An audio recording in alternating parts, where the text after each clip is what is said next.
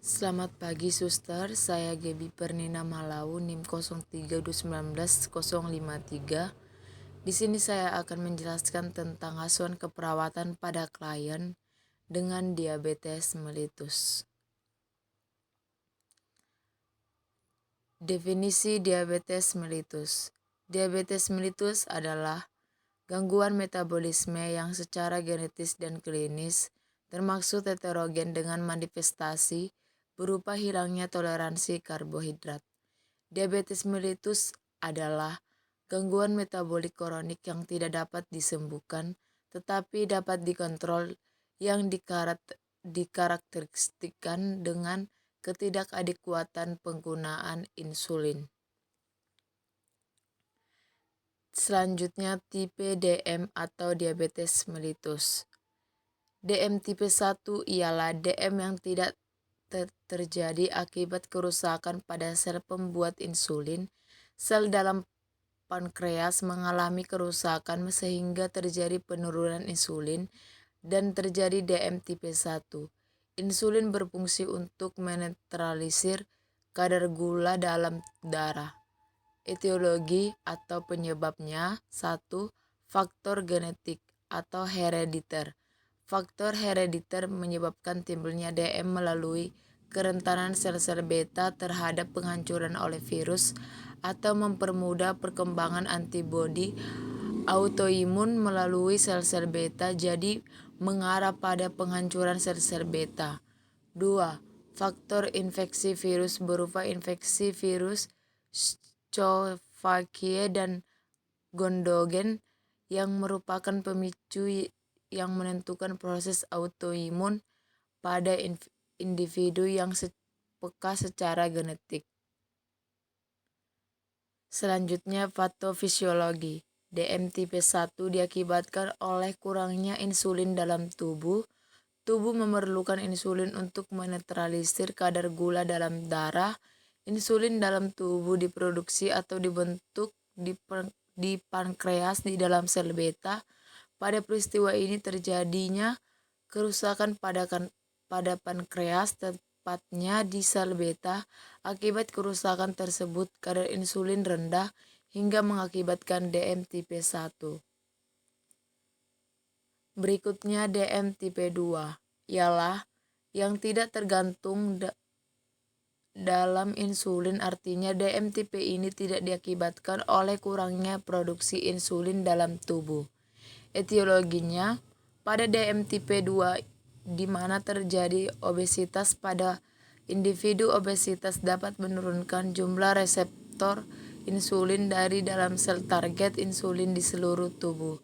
Jadi membuat insulin yang tersedia kurang efektif dalam meningkatkan efek metabolik yang biasa. Patofisiologinya, pada DM tipe 2 jumlah insulin normal malah mungkin lebih banyak, tetapi jumlah reseptor insulin yang terdapat pada permukaan sel yang kurang. Reseptor insulin ini dapat diibaratkan sebagai lubang kunci pintu masuk ke dalam sel. Pada keadaan tadi, lubang kuncinya yang kurang. Hingga meskipun anak kuncinya atau insulin banyak, tetapi karena lubang kuncinya atau reseptor kurang, maka glukosa yang masuk sel akan sedikit sehingga sel yang akan kekurangan bahan bakar atau glukosa dan glukosa di dalam pembuluh darah meningkat.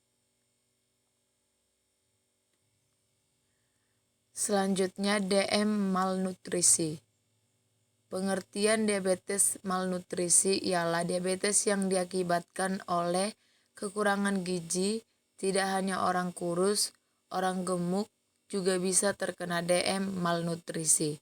Etiologinya 1.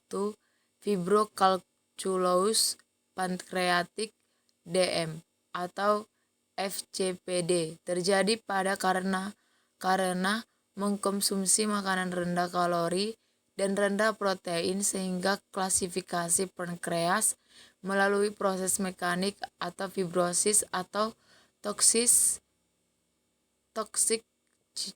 cyanide yang menyebabkan sel-sel beta menjadi rusak. 2.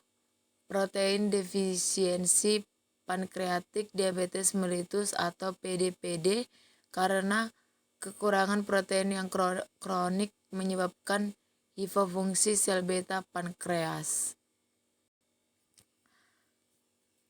Selanjutnya, patofisiologi.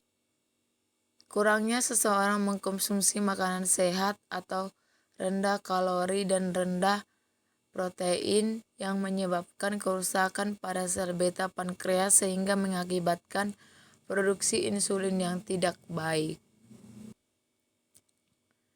Berikutnya penyebab diabetes mellitus. A. Genetik atau faktor keturunan diabetes mellitus cenderung diturunkan atau diwariskan bukan ditularkan. B. Virus dan bakteri. Virus yang menyebabkan DM adalah rubella, mumps, dan human coccyx virus B4. C. Bahan toksin dan beracun. Ada beberapa bahan toksik yang mampu merusak sel beta secara langsung, yakni alixan,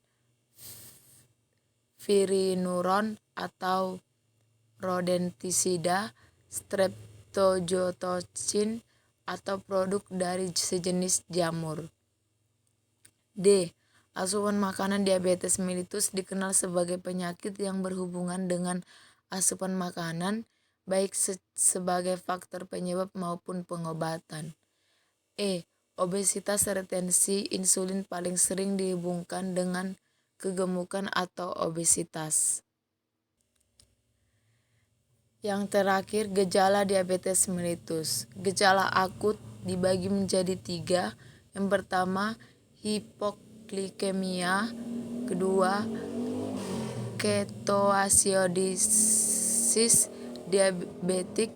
Ketiga, koma hiposmoler non kronik. Gejala kroniknya yaitu gejala yang sering timbul pada penderita diabetes mellitus adalah kesemutan, kulit terasa panas, rasa tebal di kulit, kram, capek, mudah mengantuk, mata kabur, gatal di sekitar kemaluan, gigi mudah goyang atau mudah lepas, kemampuan seksual menurun, atau bahkan impotensi. Bagi ibu hamil sering mengalami keguguran atau berat bayi lahir lebih dari 4 kilo. Baiklah, sekian dari hasil penjelasan saya ucapkan terima kasih.